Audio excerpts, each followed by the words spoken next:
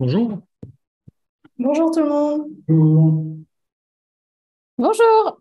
Bienvenue à tous et merci de vous joindre à ce premier webinaire sur l'entreprise régénérative qu'on vous a concocté avec toute l'équipe d'Infusio.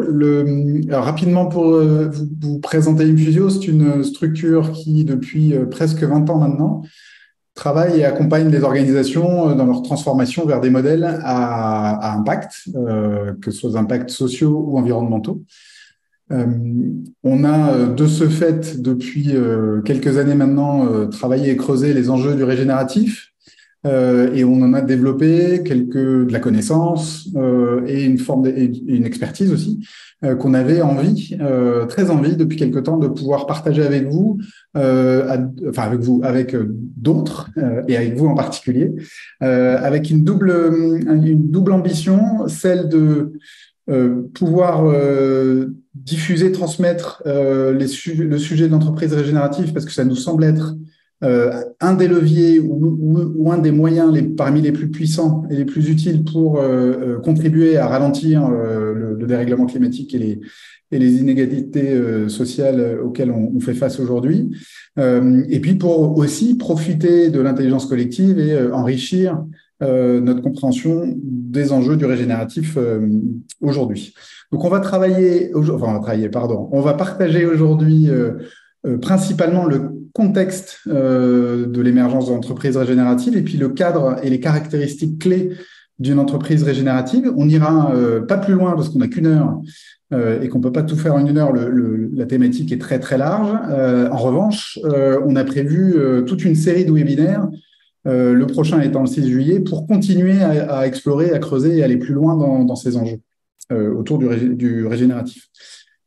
Comment ça va se passer ce webinaire aujourd'hui? On a une première partie où Quanlan et moi, on va vous partager ce qu'on sait et ce qu'on a envie de vous transmettre autour de l'entreprise régénérative. On aura une deuxième temps qui sera consacré à des échanges entre vous et un troisième temps où on se retrouvera en plénière pour revenir sur les points clés de vos discussions et enrichir les connaissances collectives. Voilà, utilisez le chat à foison pour tout ce que vous avez besoin de dire, de partager et d'échanger. Gardez à l'esprit que on garde les micros mutés pour le moment. Ils seront réouverts évidemment quand on rentrera dans les sous-groupes et que vous pourrez échanger avec vos pairs. Voilà. Colin, je te passe la parole. Ouais, super. Merci. Très heureuse d'être là, ravie de lancer avec l'équipe Infusio ce webinaire. Pour me présenter rapidement, je m'appelle Kwanlan Polayon. J'habite entre Paris et Le Perche et j'ai 45 ans. Et mon métier, c'est d'accompagner la transformation des organisations. Ça fait un petit moment que je fais ça. Je vais vous passer le détail du nombre d'années. Mais j'ai initialement travaillé plutôt dans des grandes structures, donc dans des groupes multinationaux et plutôt dans des approches classiques. Et je me suis intéressée au régénératif il y a de ça quelques années déjà. Et à l'époque, je ne savais pas que ça s'appelait le régénératif, mais en tout cas, petit à petit, j'ai cheminé vers ce sujet-là. Et ce qui m'y a emmené, c'est un événement personnel, en fait. Ma fille a été très malade à un moment donné et donc, j'ai été confrontée vraiment à la fragilité de la vie. Et c'est un événement qui m'a permis de prendre du recul et vraiment de me refocaliser sur ce qui était important pour moi. Donc, j'ai vraiment recentré sur ce qui me tenait à cœur. Et donc, c'est pour ça que je continue à accompagner la transfo des organisations parce que j'aime ça, c'est ce que je sais faire. Mais je le fais pour que les entreprises soient au service du vivant. Et donc, ça, c'est quelque chose qui est très important pour moi. Donc, c'est très chouette de pouvoir explorer ce sujet-là chez Infusio parce qu'on a des clients qui se lancent avec nous sur ce chemin-là, qui explorent avec nous parce qu'on n'a pas encore de réponse toute faite et de modèle unique. Mais on a construit un certain nombre de choses, on a une certaine expertise et qu'on sera très heureux de partager avec vous. Et on continue nous-mêmes à explorer et à faire de la recherche. Donc, on est engagé au sein de la Convention des entreprises pour le climat, ce qui nous permet de partager avec nos pairs dans différentes régions. Et on est aussi très impliqué aux côtés de Bilab, donc on se sent très entouré. Donc, ravi d'être là avec vous. Et moi, donc, ça fait depuis la création d'Infusio que je passe beaucoup de temps à explorer les nouveaux modèles et essayer d'identifier des réponses et des solutions aux enjeux auxquels on est tous confrontés. Et en fait, petit à petit, j'ai réellement centré ça sur comment faire des entreprises des leviers et des réponses, et non plus simplement des causes ou des responsables des transformations globales auxquelles on est confronté. Et donc, je suis très, très heureux de pouvoir enrichir ma compréhension du sujet du régénératif avec vous aujourd'hui et puis de pouvoir vous partager ce qu'on a déjà expérimenté et ce qu'on comprend déjà du sujet. Ouais. Donc, notre thème du jour, c'est le régénératif et c'est un sujet, c'est un chemin joyeux, c'est un sujet qui nous enthousiasme parce qu'il offre de belles perspectives et on a choisi aussi des couleurs joyeuses pour accompagner ce séminaire. Et en même temps, on ne pouvait pas parler de ça sans rappeler quand même le contexte du monde dans lequel on est aujourd'hui. Et je vais pas énumérer l'actualité parce que je pense que vous la suivez. Et puis le plus direct, c'est que vous soyez en France aujourd'hui, je pense que vous la ressentez, la chaleur.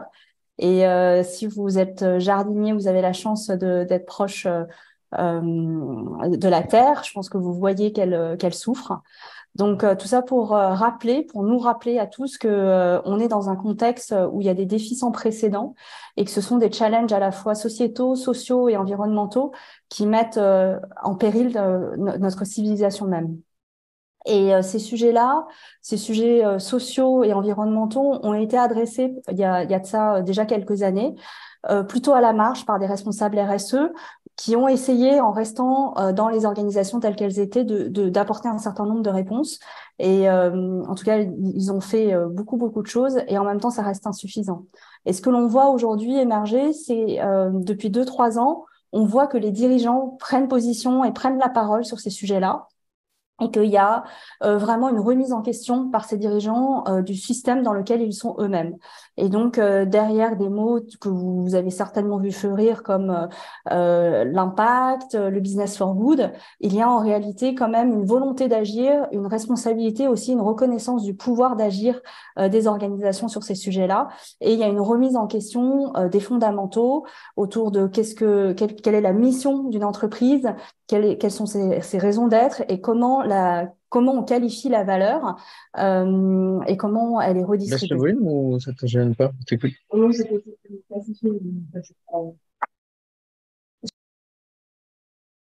Et on a aussi tout un tas de documentation, d'ouvrages, de livres, d'articles qui nous permettent d'explorer ça et qui sont dans la même veine que ce que vient de partager Wenlan, c'est-à-dire de la réflexion pour proposer des alternatives et d'autres façons de faire, les économistes, sur des sujets de décroissance ou de ralentissement ou de bifurcation, de changer profondément les modèles, les philosophes, les scientifiques depuis 72 avec le rapport Meadows, mais au-delà de ça, il y a de plus en plus de contenu sur l'enjeu de l'adaptation, le péril pour l'humanité et le vivant. Et les chercheurs, autant que les entrepreneurs, les chefs d'entreprise commencent à produire tout un corpus qui donne des options, qui crée des chemins et qui nous disent qu'il est possible de faire autrement. Et c'est ça qu'on va essayer de creuser avec vous, c'est de bien comprendre le sujet aujourd'hui et d'identifier quels sont les leviers pour passer à l'entreprise régénérative. Donc, vous le voyez au nombre d'ouvrages là qui vous sont présentés, qu'il y a beaucoup d'experts qui écrivent, qui explorent et qui trouvent d'ailleurs des débuts de solutions sur ces différents sujets. Et donc, on pourrait se dire, bah, ça y est, il y a un changement le changement est là, le nouveau monde est là. Et en fait, on remet là le modèle de Bill Reed qui postule que si on prend une tranche de l'histoire de l'humanité à n'importe quel moment, si on regarde la tranche, en réalité, il y a 3 horizons de temps qui se superposent. Donc, il y a le premier horizon de temps qui est celui de la culture dominante, du modèle dominant. Et donc là, pour le sujet qui nous intéresse, c'est l'horizon des organisations qui sont dans la performance et qui sont dans la recherche de la maximisation du profit. Il y a un horizon 2 qui a démarré il y a de ça déjà quelques temps pour le sujet qui nous concerne, qui est l'horizon qui rassemble les personnes qui font le constat que la culture dominante ne fonctionnent plus, qu'il y a des dysfonctionnements, qu'il y a des choses à améliorer, à changer. Et ces personnes-là, en restant dans le même modèle, en restant dans le même paradigme, vont essayer de corriger les choses et de fixer les choses. Bon, je sais que c'est pas français, mais voilà, d'améliorer et, euh, et donc ces personnes-là évoluent et à un moment donné, il y a un horizon 3 qui est l'horizon d'un avenir complètement différent qui émerge et qui rassemble en fait des personnes qui ne vont pas chercher à changer les choses en restant dans le même système, en restant dans les mêmes paradigmes, mais qui vont aller jusqu'à challenger les paradigmes qui sont en place de la culture dominante. Et donc aujourd'hui, on voit que ces trois horizons sont vraiment visibles dans le monde dans lequel on vit aujourd'hui. Et il y a plein de signes qui nous font dire qu'on est à l'aune du démarrage de l'émergence de ce troisième horizon.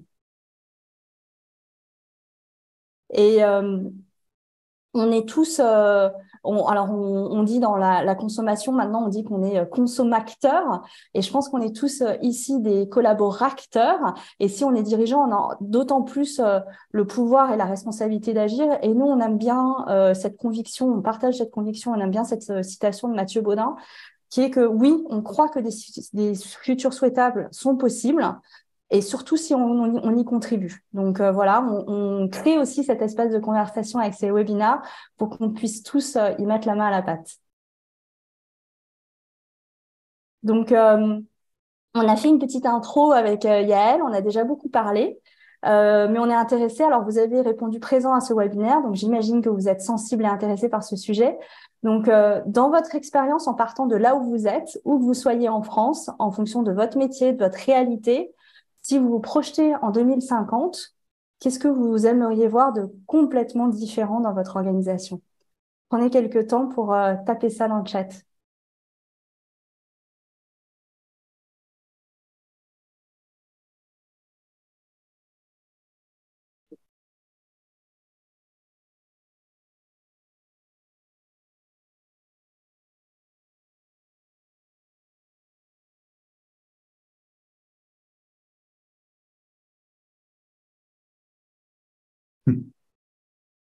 La fin des objectifs de croissance économique. Ça commence fort. Ouais. Épanouissement de l'humain. Finir avec la croissance volumique. Plus pyramidale. Plus de pyramidale. Les KPIs qui ne soient pas centrés sur le profit. Plus de contrats de travail, mais des contrats d'engagement. Super intéressant. Être au service d'orgas qui ont une activité qui a du sens. Responsabilisation des acteurs. Par où Plus continue. de coopération. J'aimerais entendre des personnes qui ne disent plus on ne peut rien y faire, mais plutôt par où continue-t-on? Un lien tangible avec le vivant. On est en plein dedans. Redéfinition des relations entre les objectifs et les équipes pour donner du sens. Fin des objectifs individuels. Respect du vivant. Plus de plafond de verre. Moins de temps de travail, davantage de temps consacré à la construction de commun. Focaliser les consciences sur le why et le comment on remplit nos missions. Partager le travail autrement. Pivot de business model et évolution de la valeur pour intégrer le vivant dans l'équation. Bienvenue à la singularité de chacun. On ne vous arrête plus là. Ouais, génial. Très chouette. Merci beaucoup pour ça. Et merci pour tous vos partages. Ce que l'on voit, moi, la conclusion que je tire de ce que vous mettez, c'est que ce que vous souhaitez, ça raconte en creux aussi le système dans lequel on est. Et quelque part, en mettant ce que vous mettez dans le chat, vous dénoncez ce que vous ne voulez plus voir. Et donc, sur cette slide-là, on voulait aussi rappeler les paradigmes du monde dans lequel on est. Et quand je dis le monde dans lequel on est, je parle de la culture dominante, donc de l'horizon 1, comme je le nommais tout à l'heure.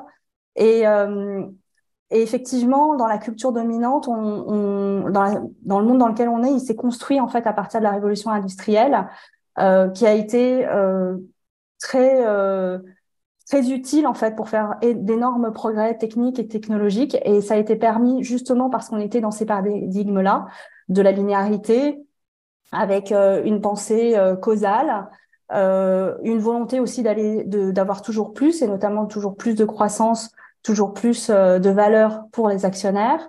Il y a aussi une simplification massive dans notre façon de penser, où on a segmenté les choses, fragmenté les choses pour pouvoir résoudre et donc pouvoir gagner en expertise dans chacun des silos. Et puis, il y a évidemment la vision qu'on pouvait prédire l'avenir en regardant ce qui se passait dans le passé. Et si on devait résumer, si je devais résumer le paradigme de gauche, c'est vraiment la vision de l'organisation comme une machine. On a envisagé l'organisation comme une machine et la relation humaine aussi comme si c'était au service de cette machine. Et l'horizon 3, l'autre paradigme, ce serait plutôt l'organisation comme un système vivant à la fois en interne, comme un corps humain par exemple, mais qui soit en interaction et en interconnexion permanente avec le vivant qui l'entoure, parce que les deux ne peuvent pas se séparer.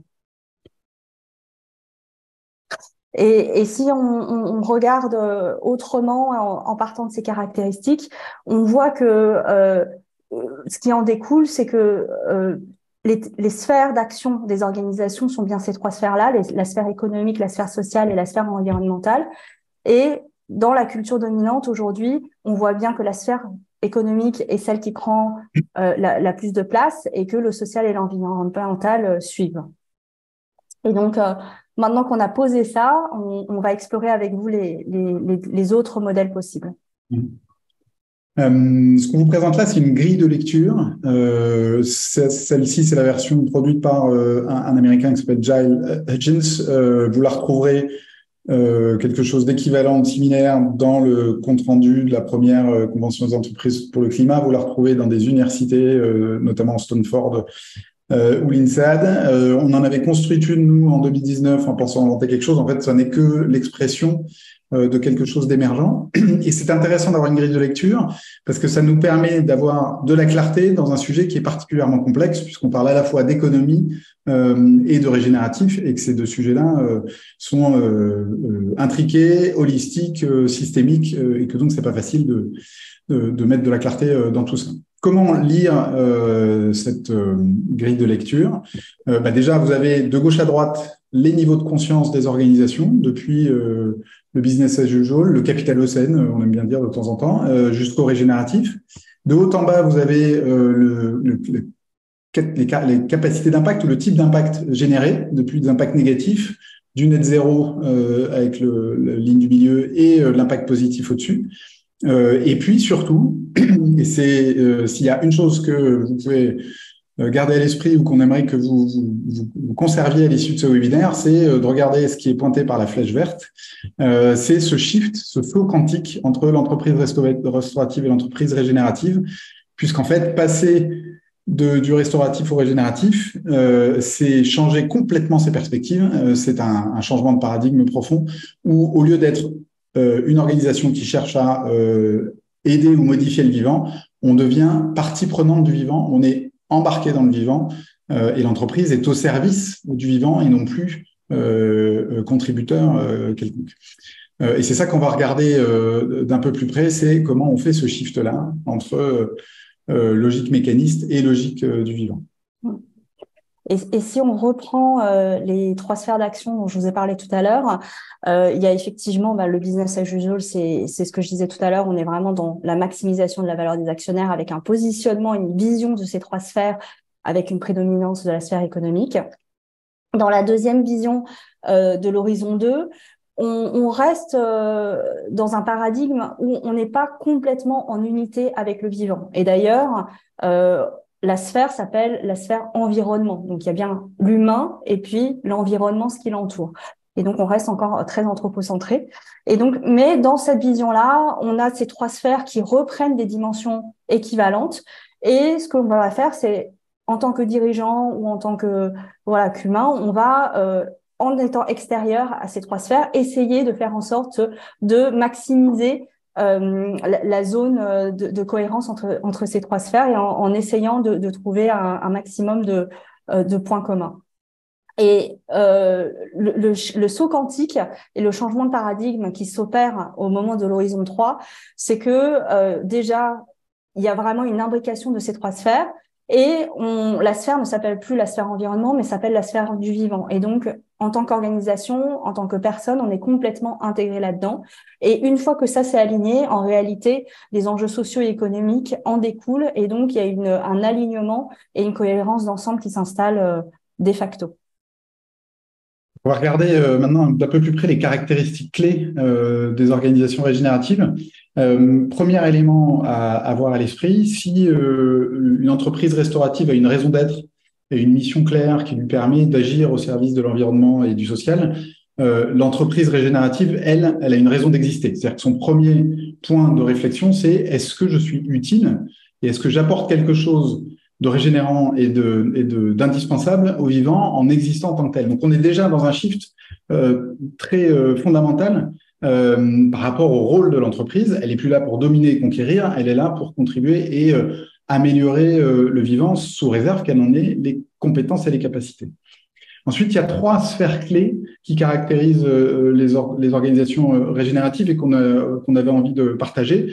Ce sont les sphères de la gouvernance, de la culture et du modèle économique. Donc, je vais rentrer un petit peu plus dans les détails, en commençant par ce que vous voyez à gauche, c'est-à-dire par la gouvernance. La gouvernance d'une organisation, elle est composée de trois pouvoirs: pouvoir souverain, pouvoir exécutif, pouvoir de surveillance.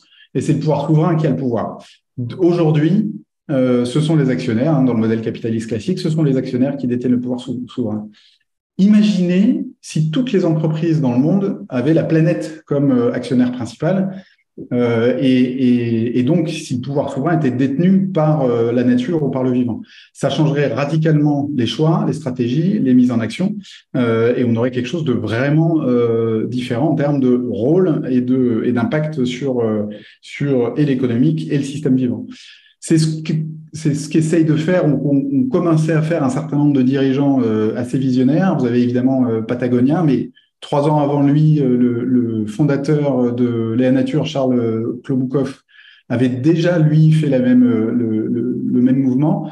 C'est-à-dire ces deux entrepreneurs ont transmis le capital de l'entreprise à une fondation. Et la fondation, elle est orientée sur le respect des limites planétaires. Donc, comme le dit Yvon Chouinard, aujourd'hui, la Terre est propriétaire de Patagonia et c'est elle qui dicte les actions, la stratégie, la vision, etc. Et ça évidemment, ça change. Donc, premier élément de l'entreprise contributive, une gouvernance et un pouvoir qui n'est plus du tout au même endroit qu'auparavant et qui est clairement orienté sur l'écosystème de l'organisation. En termes de culture et de fonctionnement de l'organisation, évidemment, si on se rapproche du vivant, on ne peut plus être dans une logique hiérarchique classique, parce qu'en fait, il n'y a pas de board dans une forêt ou dans un océan ou dans une rivière. Ça n'existe pas. Il n'y a personne qui dit aux autres ce qu'ils doivent faire. C'est une logique de codépendance, d'interdépendance, de coopération et de recherche d'équilibre permanent qui se met en œuvre dans un écosystème. C'est la même chose qui doit fonctionner dans une entreprise régénérative. Ça veut dire aussi que l'entreprise régénérative, elle a des frontières qui sont floues. Elle ne va pas fonctionner en raisonnant l'interne vis-à-vis de l'externe. Elle va considérer que c'est son écosystème qui fait partie, qui est son terrain de jeu, et elle va faire rentrer ou sortir une partie de son écosystème selon les besoins, selon les attentes au fil du temps, pour pouvoir être pleinement au service de ces logiques d'équilibre et de coopération. Dans l'entreprise régénérative, c'est la raison d'exister et la mission qui sont les patrons, et c'est les éléments clés qui permettent d'agir et de décider à différents endroits. On vous a posé le livre d'Éric de la Vallée qui est probablement le plus clair sur comment créer une organisation cellulaire ou sociocratique agile pour fonctionner de manière vivante. Et puis, vous avez quelques exemples de structures qui sont déjà dans ce chemin-là, qui ne sont pas toutes complètement régénératives, mais qui clairement travaillent en autogouvernance, en auto-management et qui raisonnent et réfléchissent là-dessus. Vous avez une entreprise de jeans en Angleterre. Vivo Barefoot, je vous invite à lire leur rapport d'impact, c'est assez extraordinaire. Voice, c'est le Free ou le Orange néerlandais. Aircop, c'est des copains de Bicorp un cabinet de conseil qui fait des trucs incroyables, mais ça existe aussi dans des endroits étonnants. Il y a une école de yoga, Yama, à Marseille et à Aix, qui est en autogouvernance et qui travaille sur ces sujets-là aussi directement. Donc, culture du vivant, logique cellulaire, logique sociographique. Et puis ensuite, enfin, le troisième point, c'est le partage de la valeur, la distribution de la valeur. C'est un élément clé et clairement différenciant. Évidemment, on ne travaille plus pour générer des profits quand on est une entreprise régénérative, on travaille au service de l'écosystème dans une logique d'interdépendance, de partage et de distribution, de répartition de la valeur qui rend possible l'amélioration ou la régénération du vivant. C'est un mécanisme hyper intéressant qui, de ce fait, requiert de changer complètement les points de repère ou les KPIs, ça a été mentionné dans le chat tout à l'heure. Bien évidemment, on ne va plus être sur les mêmes logiques de performance, de croissance, de chiffre d'affaires, de rentabilité, d'EBITDA, de tout ce qu'on veut. On est sur des indicateurs à créer et à déterminer entreprise par entreprise. On peut s'appuyer sur plein de choses. Vous avez Isabelle Delannoy qui parle d'économie symbiotique et qui dit que les indicateurs clés, ce sont la diversité, la contribution au commun, la coopération, l'efficience dans le système et l'équilibre au global. Vous avez Lumia, quand il parle d'entreprise régénérative, qui a identifié 11 principes. Et si vous regardez, enfin, je vous invite à regarder de près les différents principes, il n'y a rien qui ressemble à quelque chose de commun aujourd'hui dans les entreprises classiques. Sylvain Brozard, avec la PERM entreprise, pose lui 23 objectifs clés de l'entreprise, de la PERM entreprise. On a le référentiel de la théorie du donut qui donne des limites planétaires, des planchers sociaux. Ça peut être d'autres éléments aussi pour construire ça. Bref, il y a quelque chose à créer, à construire, qui est complètement différent et qui vient bien valoriser cet enjeu de régénération du vivant au sein du système. À gauche, vous avez un exemple du groupe NER. NER, ça veut dire en basque nouveau type de relation. C'est une association d'entreprises basques sur leur territoire qui a décidé de fonctionner de manière à partager et les risques et la valeur et de fonctionner dans une logique écosystémique. Donc, ils partagent les bénéfices, ils protègent les emplois, ils s'entraident en permanence, ils ont un fonds financier partagé.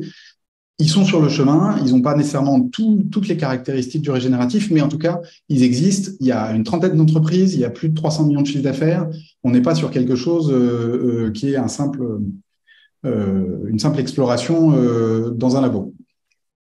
Voilà pour les trois grands principes du régénératif, de l'entreprise régénérative. Ouais. Donc, vous l'aurez compris, il n'y a pas une solution, il n'y a pas un modèle d'entreprise régénératif unique.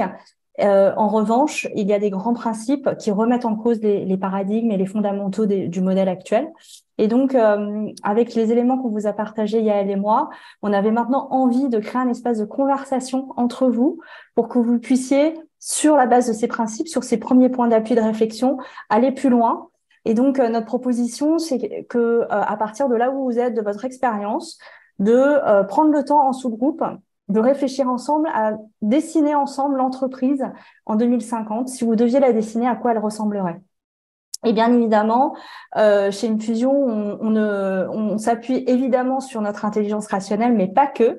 Donc, on a préparé pour vous un canevas pour que, pour de vrai, vous puissiez vous projeter dans cette entreprise en 2050.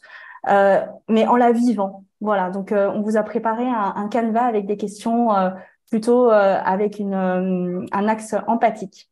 Donc concrètement, vous allez être envoyé en sous-groupe et vous allez avoir aussi un lien dans le chat qui va vous être envoyé avec un support.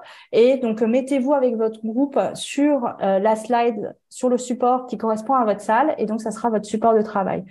Tout ce que l'on fait ensemble, donc les documents, nos slides, et puis ce que vous allez produire va être repartagé pour qu'on puisse tous y avoir accès.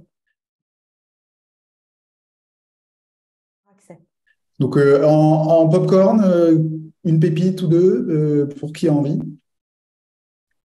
Et à l'oral, vous n'êtes pas obligé de le mettre dans le chat. Moi, j'invite Valérie de notre groupe à intervenir. Est-ce que Valérie va saisir la perche? Je m'emballe toujours, j'oublie toujours mon micro. Merci Olivier pour cette perche tendue. Enfin, voilà, non, je crois que la pépite qui vaut ses sourires de ce groupe, peut-être là maintenant, c'est il y a de la joie. Voilà, on retient de la joie, de l'envie, du désir d'être ensemble, de collaborer, d'œuvrer, d'avoir éradiqué tout ce vocabulaire inutile, consommé, notamment. Pourquoi continuer à utiliser ce qui brûle alors qu'il y a tellement de joie et de cœur? Merci pour le cœur. Et ben voilà, c'est la joie, l'entrain et le plaisir à nouveau d'échanger, de discuter, de faire. Et puis on écoute des plantes, je vous le dis tout de suite. Oui. On est connecté sur les plantes. Voilà. Et les oiseaux, mais pas que. Trop bien, ça donne envie. Grave. Merci. Qui d'autre? Moi, je vais tendre une perche aussi. J'ai invité Malo à partager la dernière phrase qu'il a donnée quand on parlait de qu'est-ce qu'on y entend, parce que ça résume bien les choses et ça va dans le même sens. Oui, je disais qu'on entendait des rires et des oiseaux en 2050. Oh. Yes. On aurait envie que ce soit aujourd'hui. Moi, j'aurais envie que ce soit aujourd'hui. Et nous, on a rajouté le silence. Ouais. Oh, Très, très bonne idée. c'est chouette. Le silence et la joie. Grave. D'autres choses? Nous, on a parlé de sens, de contribution collective, d'ouverture, et on voit les sans-voix. Mais si tu veux expliquer, Delphine. Oui, non, c'est un peu le truc qui me tient à cœur, c'est que ce soit inclusif à tous les niveaux de sens, qu'il n'y ait pas ceux qui ont des jobs qui portent du sens et ceux qui ont des jobs qui ne portent pas de sens. Ouais. Vaste programme. On sent bien le besoin de changer de paradigme là, pour arriver à ça. La vache. Excellent. Est-ce qu'il y a une autre envie de partager? Moi, je veux bien dire quelque chose. C'est un premier petit pas. C'est souvent rarement évoqué. J'avais dit simplement que déjà au moins que toutes les productions au sein d'une entreprise puissent être sous licence open source. Et on sait évaluer ça à réciprocité. Parce qu'il y a la dimension aujourd'hui du numérique qui nous permet aussi, lié au juridique, que ça soit rendu visible. Et dans ce cas-là, il y a un socle de confiance qui permet vraiment d'être en toute transparence. Et c'est le premier pas, avant même de parler de toute la dimension de régénération, d'être dans un mode de coopération ouverte. Voilà, je voulais partager ça. Super, merci. C'est pour ça qu'on ne partagera rien là, pour tout garder pour nous. Non, c'est pas vrai, on partagera tout. Et Puis Vanessa, je crois qu'elle avait levé la main.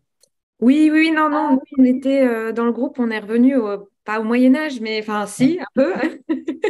Mais dans ce côté des choses simples, il y avait une image, c'est Jérôme, je crois, qui avait utilisé cette image de la rue des commerçants, des artisans, avec des bases à reprendre, où finalement, cette époque-là, c'était aussi des échanges de savoir, et puis une industrie plus légère, plus locale, et l'idée de faire communauté, pardon, et de travailler en coopération.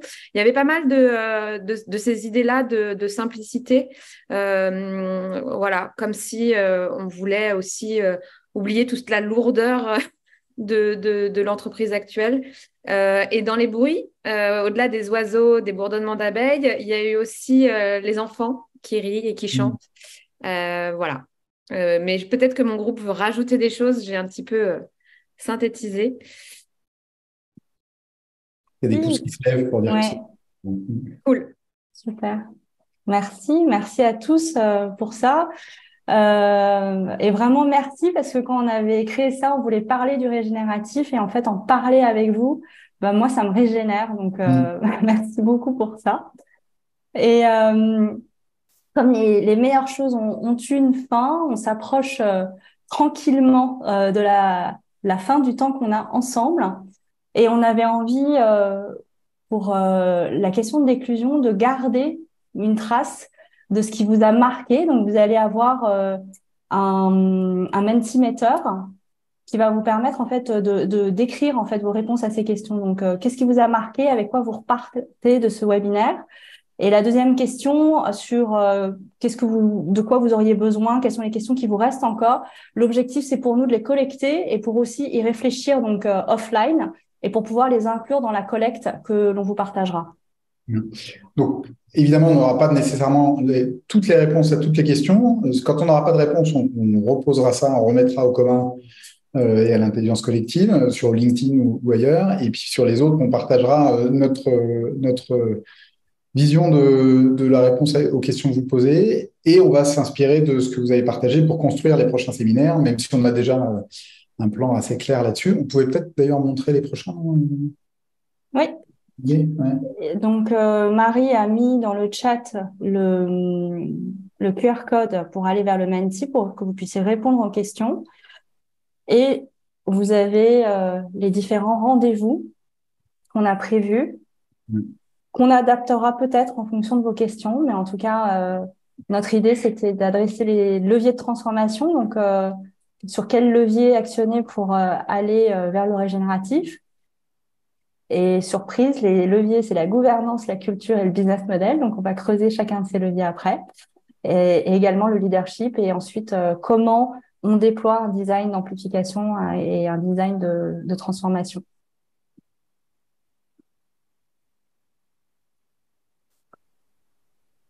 Voilà. Et voici. La bonne énergie, de l'énergie positive, de l'espoir, de l'envie, avec des idées.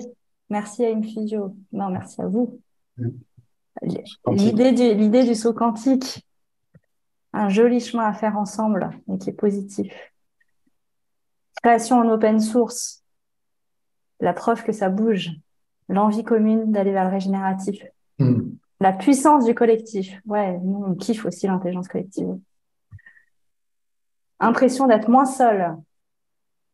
La clarté de l'espoir. Les 3 horizons. Ah non, pas les 3 horizons, le Chins, c'est les 4.